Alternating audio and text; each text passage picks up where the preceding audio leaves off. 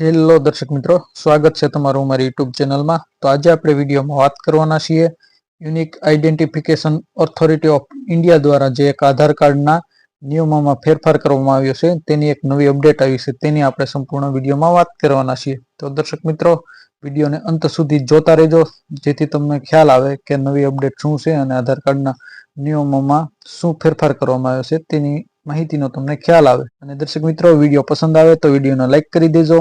તેમજ તમે અમારી યુટ્યુબ ચેનલમાં નવા હો તો અમારી યુટ્યુબ ચેનલને સબસ્ક્રાઇબ કરી દેજો જેથી અમે આવા નવી યોજનાના વિડીયો તેમજ નવી યોજનાની અપડેટ તથા નવી ભરતીના વિડીયો તેમજ ચાલુ ભરતીમાં કોઈ નવું અપડેટ આવ્યું છે તેના વિડીયો અમે આ ચેનલ ઉપર પોસ્ટ કરીએ છીએ। તેથી ચેનલને સબસ્ક્રાઇબ કરી લેજો જેથી તેની નોટિફિકેશન તમને મળતી રહે।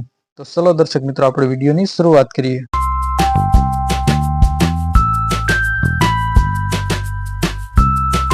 તો દર્શક મિત્રો, તમે સ્ક્રીન ઉપર જોઈ શકો છો, આધાર કાર્ડમાં નામ બદલવો કે સુધારો કરવા માટે આપણે પેલા ગવર્મેન્ટ આઈડી દ્વારા નામમાં સુધારો તેમજ નામમાં ફેરફાર કરી શકતા હતા, પરંતુ હાલ જે unique identification authority of India દ્વારા જે નિયમમાં ફેરફાર કરવામાં આવ્યો છે તેનાથી આધાર કાર્ડમાં નામ બદલવા કે સુધારા કરવાની પ્રક્રિયા પેલા કરતા અત્યારે હવે કઠિન બનાવવામાં આવી છે। એટલે કે હવે આધાર કાર્ડના નામમાં ફેરફાર કરવા માટે કે નામ બદલવા માટે ગેઝેટ નોટિફિકેશનની જરૂર પડશે।